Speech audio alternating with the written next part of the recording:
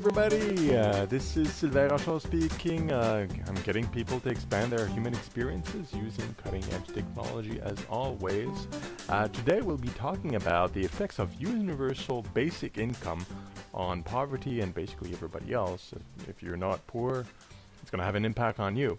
Now first I have to define it a little bit, and you can check on my blog. I talk about it a little bit more, and I have lots of links you can check out on the whole subject, and there's a lot of discussion about it too, simply because there's some countries in Europe, especially Finland, where they started a pilot project. It's a 2-year project for about 2,000 people. It's a low population country, and they're doing a test, giving them essentially money with no strings attached every month to each adult, I believe between the age of 25 and 48 in that particular pilot. And that's already been proven. It's running already. And even if the people start to, backing up, this replaces social insurance. Now, these are all unemployed people in Finland. That's how they decided to do the pilot over there. And even if they get a job, that's extra. Like there's no administration, no checking around the incomes. Like, look, you're on the list, you receive the income, that's it. Doesn't matter what you do with it. It doesn't matter if you receive extra money. It replaces your social security net of being unemployed. You receive that instead. But if you get a job, it's extra. Don't worry about it. So it kind of deals with a situation that we often have heard about or have seen ourselves, where unemployed people receive social insurance of in some form, and there's a very complicated system around it. There's a lot of employees, lots of money drain around the whole system to avoid abuse and all that stuff. And these people don't want to work unless it's a very small job to avoid their social insurance being cut off, or they kind of do min-maxing, we call it sometimes in gaming. Unless they find a bigger job. In many cases, some of these families just decide to stay low income or just on social insurance because it's a lot of trouble to actually get out of it. It's risky because at least they have guaranteed income, even though it's really not a whole lot. It's hard to get higher education because that costs money, and so they end up remaining poor or on the poverty line, with minimal education, not a lot of health to speak of. Even though in Canada here the health system is free, they are a burden on the health system because they can't really get really good food. They don't do a lot of exercise. They don't really go out a whole lot because they don't have a lot of money. They kind of get caught up in all that system, and some of them go to under the table payments, crime, that kind of deal to supplement their income without being official about it. Anyway, all sorts of huge amounts of social issues stem from poverty and the way we've implemented social security currently. Now, universal basic income kind of resolves a whole lot of that because, hey, here's income. Don't worry about living. You get enough to eat and you get enough to rent a small apartment. You're good to go. And now if you do get a job, it's extra. So it's bonus. It's gravy. It's great. You don't lose anything. Awesome. That allows people to actually be more creative because you're not getting a whole lot. You're not getting rich or anything. You're actually fairly low on the bar. But you don't need to worry about all these approval processes or losing money if you do get some kind of occupation. So that's great. That encourages people to actually do something productive in society because that's all extra gravy. And declaring that income, making taxes, they get better health because they're active and get better money. They can get higher education, which allows children and everybody else to get better in life in general, and so on and so forth. So there's a lot less burden in the long term. And I've had a video on basic income before, so you can go check that out. I'll link it up at the end of the video.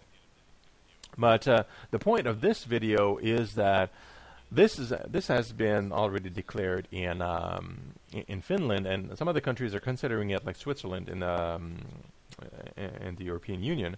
But in Canada, in my province where I am, it's actually been, it's starting a trial right now in 3 major cities, a total population pool of about 1 million people. So it's not 2,000, it's 1 million people in my area, not my city, but, in my province where I'm at. And they're cutting the age. They don't want to hit too old, so less than 65, because they don't want to go into the old age pension plans and things like that.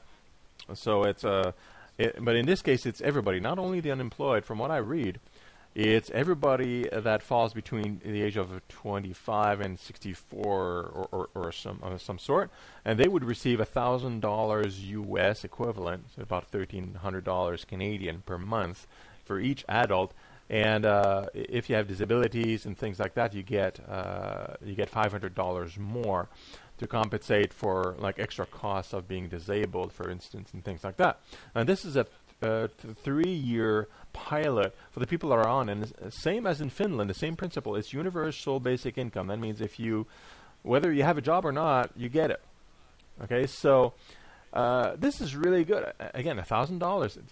It's enough for food and enough for your rent as an individual. For families, they may ratify it and modify it to make it a little bit less, because families combine and live together and that kind of deal. But we'll see about that. It's a trial, right?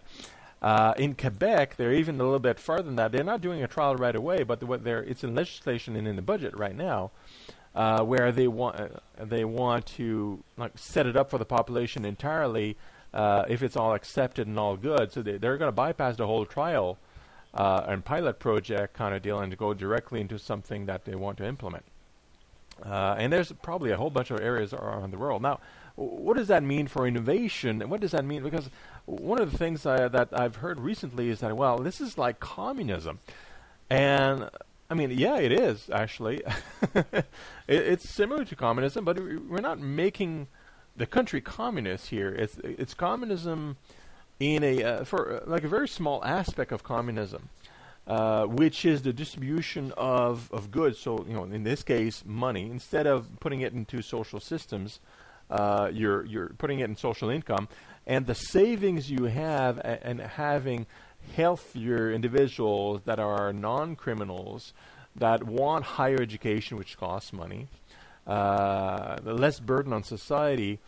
All these cost savings that you don't need to spend for, actually long term makes benefits, and actually is more beneficial financially. Not only because of that, but there's all sorts of other auxiliary benefits that you have a higher a population that's higher educated, more highly educated. There you go. And you got people that are more innovative, that create new businesses, because if you start a new business, of course, you got to make money. Well, some people may want to just like run on their basic income to run a new business, to get a new idea off the ground, instead of trying to grind 8 hours a day, 40 hours a week, and also the new business, which is really difficult. So it's going to encourage start a business, probably, because everything else in society stays the same. We're not transforming into a communist society. So get that out of your head. It's still democratic and all this nice stuff. We're just helping people have a much better safety net and feel confident in driving business forward and driving opportunities, get educated, get a good job, get a good anything you want. And this is really, really powerful, not only for what I just mentioned, but also moving forward towards the singularity and automation and AI, which I mentioned many, many times in my videos, where there's less work available. So we have to move away from an employee-based society anyway, where taxes come from income tax and work.